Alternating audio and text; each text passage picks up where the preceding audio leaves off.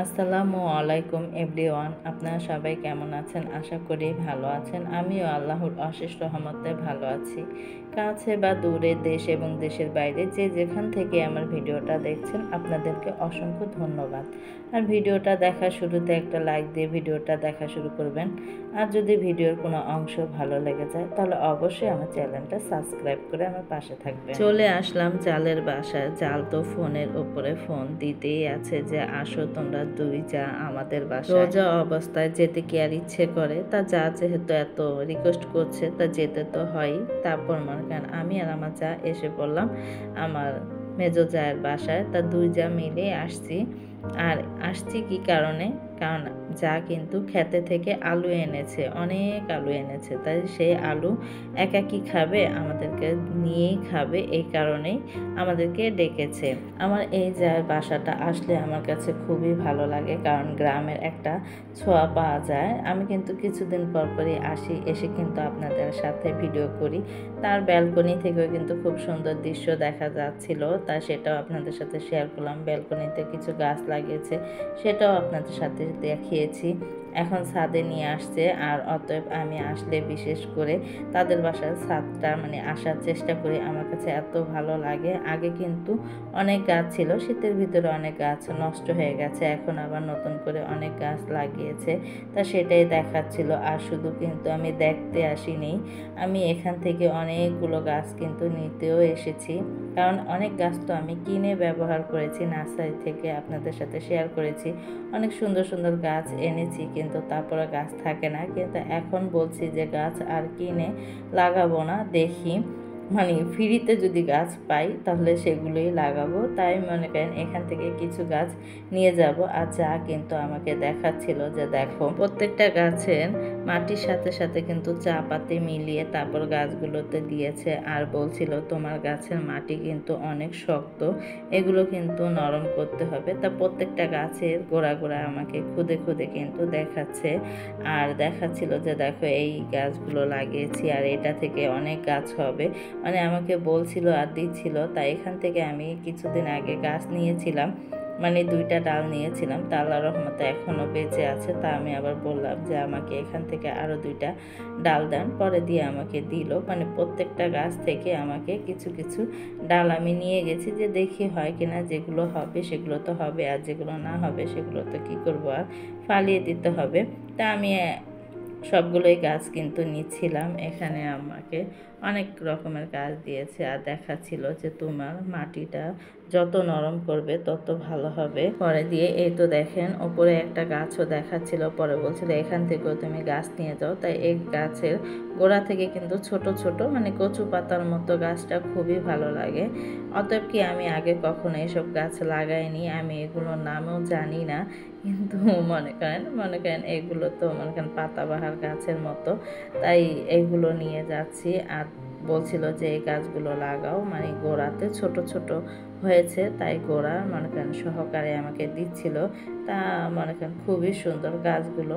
যে এখন ভাবছি যে ফুল গাছ তো অনেক লাগিয়েছি, হতে চায় না। তা দেখি পাতাবাহারের যে গাছগুলো সেগুলোই লাগানোর এখন চেষ্টা করব, দেখি হয় কি না।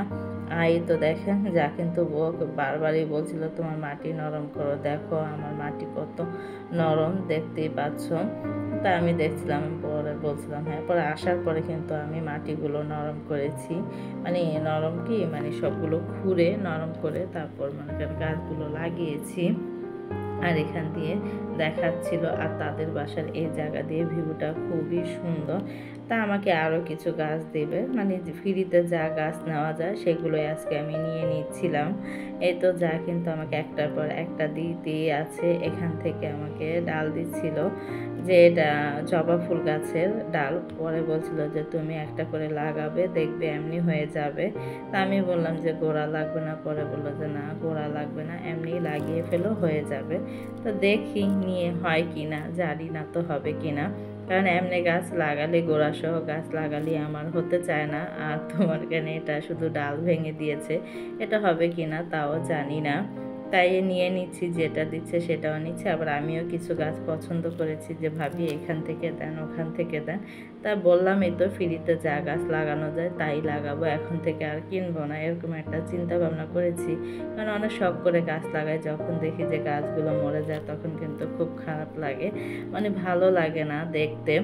আর আমার কাছে গাছ যদি খুব সুন্দরভাবে হয় ভালো লাগে, আর নার্সারিতে গেলে তো পাগল হয়ে যায় কোনটা ছেড়ে কোনটা নেব।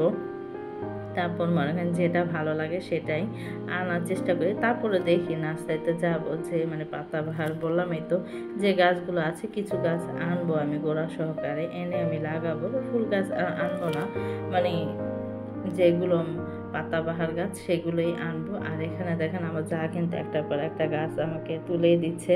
এখন দিচ্ছে পুদিনা পাতা গাছ। যখন আমি আগের ফ্ল্যাটে ছিলাম, মানে পিছনের ফ্ল্যাটে ছিলাম, তখন পুদিনা পাতা আমার এত আকারে হয়েছে কি বলবো। আমি খেতে খেতে মানে আমার বিরক্ত ধরে গেছে, পরে দিয়ে আমি গাছের গোড়া সহকারে উঠিয়ে ফেলেছি।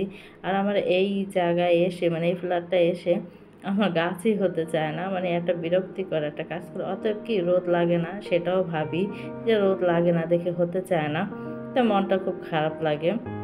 আলো বাতাস কিন্তু সবই আছে, কিন্তু রোদটা পায় না দেখে গাছটা হতে চায় না। এই তো দেখেন আমার জায়ের মেহেদি গাছটা কত বড় হয়েছে, আর বলছিল বেশি বেশি করে গাছে চা পাতা দিবা। দেখো আমি অনেক চা পাতা দিয়েছি। পরে আমি বললাম ভাবি কোথায় এত চা পাতা পেয়েছেন? হ্যাঁ আমরা প্রতিদিন খাই, কিন্তু আপনার যে পরিমাণ গাছ, মানে এত চা পাতা। পরে বললো যে চায়ের দোকান থেকে আমি নিয়ে আসছি, বলছিলাম যে 2 দিনের চা পাতা আমাকে দেওয়ার জন্য, পরে আমাকে দিয়েছে। পরে সেগুলো মাটির সাথে মিশিয়ে আমি সবগুলো দিয়ে দিয়েছি। এটা একটা ভালো একটা উপকার। পরে বললো যে যখন চালটা ধোবা ভাতের, তখন মনে করো যে চালের পানি, তারপর ডালের পানি, এগুলো সব ব্যবহার করবে, তাহলে দেখবে যে না গাছ ভালো হয়। আর পরে বললাম যে ভাবি আমি শুধু এইগুলো না, আমি সবজির খোসাগুলো ভিজিয়ে সেগুলো কিন্তু দিই, তারপর আমার গাছ হতে চায় না। পরে বলল যে দেখো এবার হবে, একটু মাটিটা নরম করো তাহলে হবে। দেখেন কত সুন্দর ফুল ধরেছে। আর মাশাল্লাহ আমার ভাসুর পেয়ারা গাছ লাগিয়েছে, মাশাল্লাহ দিলে এত পরিমাণে মানে ফুল আসছে, পেয়ারাগুলো ধরছিল ছোট ছোট। আমার দেখে এত ভালো লাগছে, মানে আমার মন চায় যে এমন একটা ছাদ হতো, তাহলে আমিও অনেক গাছ লাগাতাম, ভালো লাগতো। শক্ত করি কিন্তু বারান্দাও হয় না। অনেকে মনে করেন যে বারান্দা অনেক সুন্দর সুন্দর গাছ লাগায়, দেখতে ভালো লাগে। তা আমিও চাই যে আমার বারান্দাটা এত সুন্দরভাবে মানে গাছগুলা লাগাই, দেখতে ভালো লাগবে, কিন্তু হতে চায় না। আর কিছু তো করার নেই, অনেক চেষ্টা করি। আর এখান দিয়ে দেখছিলাম, দেখেন এখানকার ভিউটাও খুবই সুন্দর, মানে যে দিক তাকাই এখানে একটা গ্রামের ছোঁয়া আছে, কিন্তু আশেপাশ দিয়ে দেখেন কত বিল্ডিং, মানে কি বলবো। এখন কিন্তু আমরা চলে যাব। এই তো চা কিন্তু গাছ অলরেডি আমাকে দিয়ে দিচ্ছে। পরে বলছে যে চলো আর কিছু গাছ নিবে কিনা। পরে বললাম যে না, এগুলো আগে লাগিয়ে নিই, পরে দেখবো না। পরে দিয়ে তো আসলাম এখান দিয়ে মেন রোড। আর দেখেন ঢাকা শহর বলতেই বাড়ি ঘরে আনাচে কানাচে বাড়িঘর দিয়ে ভরা। তারপরে আমার যাদের এই সাইড দিয়ে একটু গ্রামের মতো, মানে একটু পুকুর আছে, তারপর টিন সেট বাড়িঘর একটু আছে এই সাইডটা দিয়ে, তাই একটু গ্রামের ছোঁয়া ছোঁয়া লাগে, আমার কাছে খুব ভালো লাগে। এখন কিন্তু প্রায় সময় এসে পড়ি, যা ডাকলে এসে পড়ি। 2 যা মিলে, আমার যা মানে আমার ছোট যা আর আমি দুজনে এসে পড়ি। আর এটা হয়েছে আমার মেজো যা। আমরা কিন্তু 5 জার ভিতরে আমরা 3 যা ঢাকা আছি, তা 3 আর 2 যা কিন্তু গ্রামে। কিন্তু আল্লাহর রহমতে আমাদের 3 জার খুবই ভালো একটা বর্নিং, মানে কিছু হলে আমরা মনে করেন 3 জনের বাসায়, মানে আমি এই ভাবিকে নিয়ে যাই, বা এই ভাবি আবার তারপর আমার ছোট যা আমার বাসা যায়, আমি আর আমার এই মেজো যা আমার ছোট যার বাসা যাই, মানে খুবই একটা ভালো একটা আমাদের সম্পর্ক। সবাই আমাদের জন্য দোয়া করবেন, জানি এরকম আমরা মিলমিশ হয়ে জানি থাকতে পারি। আর আমার দোনোটা যাই এত প্রচুর পরিমাণে ভালো, কি বলবো, কোনো কিছু হলে মানে সবাই সবার জন্য আমরা মানে পাশে থাকার চেষ্টা করি। তা দেখেন আমাকে যে গাছগুলো দিচ্ছে সেগুলো কিন্তু সব দেখাচ্ছিল, এই যে দেখো এগুলো এইভাবে লাগাবে, ওইগুলো ওইভাবে লাগাবে।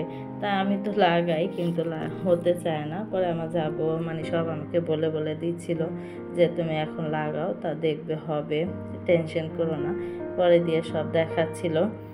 আর এখানে দেখেন আসছি তো আলু নেওয়ার জন্য, যার ক্ষেতে আলু হয়েছে, মানে আমারটা আগে হয়েছে, কিছুদিন আগে আপনাদের সাথে শেয়ার করেছিলাম। আর যাদের ক্ষেতে, মানে আমার ক্ষেতে আলু উঠানোর পর আমার ভাসুরের ক্ষেত থেকে আলু উঠেছে 1 সপ্তাহ পর, তা আমারটা আগে উঠেছে, তা আমি পেয়েছি।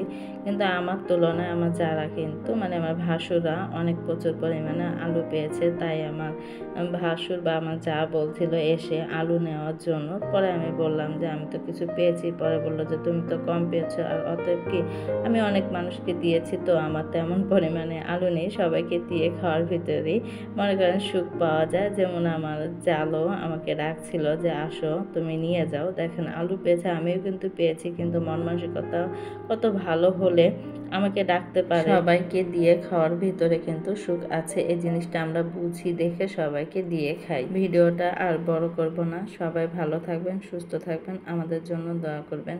আল্লাহ হাফেজ।